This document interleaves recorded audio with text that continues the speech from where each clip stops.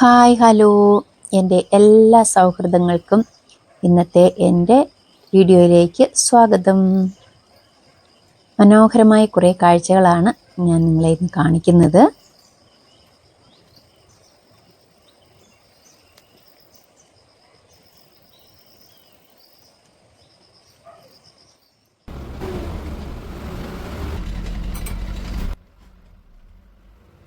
വേറെങ്ങുമല്ല കേട്ടോ, എൻ്റെ സ്വന്തം നാട്ടിലേക്കുള്ള ഒരു യാത്രയാണ്. സ്വന്തം നാടെന്ന് പറയുമ്പോൾ നിങ്ങൾക്ക് അറിയാം, കല്യാണം കഴിച്ച് വിട്ട നാടല്ല, നമ്മളിപ്പോൾ താമസിക്കുന്ന നാടല്ല. നമ്മുടെ സ്വന്തം നാടെന്ന് പറയുന്നത് നമ്മൾ ജനിച്ച് വളർന്ന പ്രദേശത്തിനെയാണ് എൻ്റെ സ്വന്തം നാടെന്ന് നമ്മൾ പറയുന്നത് അല്ലേ. ആ പ്രദേശത്തോടുള്ള നമ്മുടെ ഒരു സ്നേഹം, ഇനി 23 വർഷമാണ് ഞാൻ അവിടെ ജീവിച്ചത്. അതിനോടുള്ള സ്നേഹം എന്ന് പറയുന്നത് ഒരു വല്ലാത്ത അനുഭവം തന്നെയാണ്. നമ്മൾ പഠിച്ച സ്കൂള്, നമ്മുടെ വീട്, നാട്, നാട്ടുകാർ, ഇതെല്ലാമായിട്ട് നമ്മളുടെ ഒരു വലിയ ഒരു ശൃംഖല തന്നെ അവിടെ ഉണ്ട് അല്ലേ. എല്ലാവർക്കും അങ്ങനെ ആയിരിക്കും. എനിക്കങ്ങനെയാണ്. എന്തായാലും ഇതെൻ്റെ വീട്ടിലേക്കുള്ള വഴിയാണ് കേട്ടോ. ഇതൊക്കെ ഇപ്പോഴായി വന്ന, കുറച്ച് കാലം കൊണ്ട് ആയി വന്നതാണ്.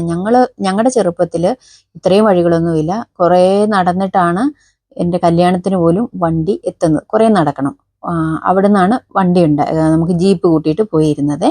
ഇത് അട്ടിയാണ് കേട്ടോ, പഴയ വീടല്ല. ഇതൊക്കെ എൻ്റെ കല്യാണത്തിന് ശേഷമാണ് തോന്നുന്നു ഈ അട്ടിയൊക്കെ ഉണ്ടാക്കിയത്.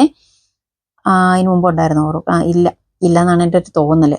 പിന്നെ എൻ്റെ വീടിൻ്റെ വീടാണ് ഈ കൊച്ചു വീട്. ഈ വീടിനും മാറ്റങ്ങളുണ്ടായിരുന്നു. ഇതും എൻ്റെ കല്യാണത്തിന് ശേഷമാണ് ഈ വീട് ഇങ്ങനെയാക്കിയത് കേട്ടോ.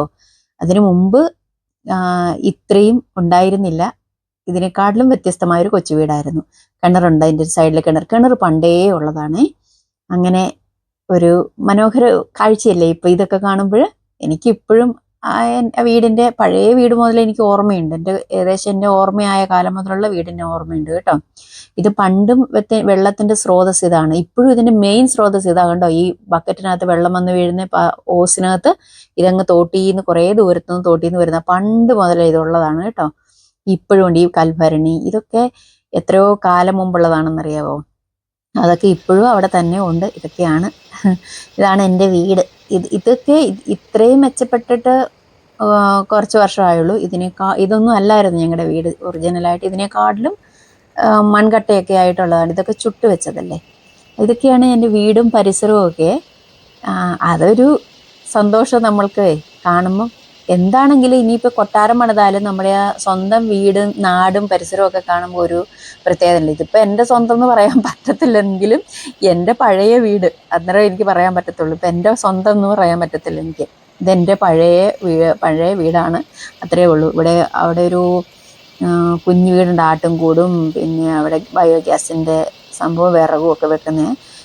ഇതൊക്കെ ഈ മരങ്ങളൊക്കെ ഇപ്പോൾ പൊന്തി നമുക്ക് താഴ്ഭാഗം ഒന്നും കാണാൻ മേലാത്ത അവസ്ഥയിലേക്ക് എത്തി.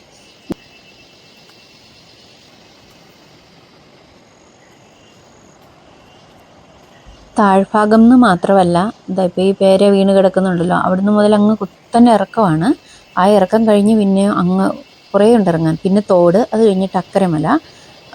ഒരു തോട് കഴിഞ്ഞാൽ ഉടനെ നേരെ ചേർന്ന് തന്നെ അക്കരമലയാണ്. ഒരുപാട് വ്യത്യാസമില്ല മലകൾ തമ്മിൽ. അങ്ങനെയാണ് അതിൻ്റെ അവസ്ഥ. ഈ പച്ചയൊക്കെ ഓർക്കുന്നുണ്ടോ? ഇത് സ്ലേറ്റ് മായ്ക്കുന്ന പച്ചയാണ് കേട്ടോ. ഇതിനെയൊക്കെ ഇപ്പോഴും അതിനോടൊരു പ്രത്യേക സ്നേഹമുണ്ട്. മഷിത്തണ്ട്.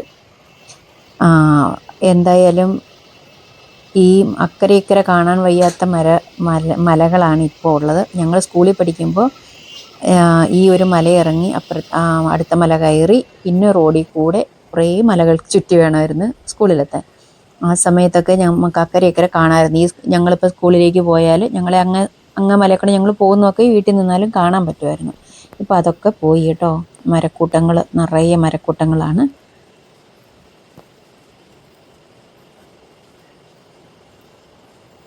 ഇതൊക്കെയാണ് നമ്മുടെ വീടും പരിസരവും ഉണ്ടായിരുന്നല്ല. ഇപ്പോഴും അതാണ്.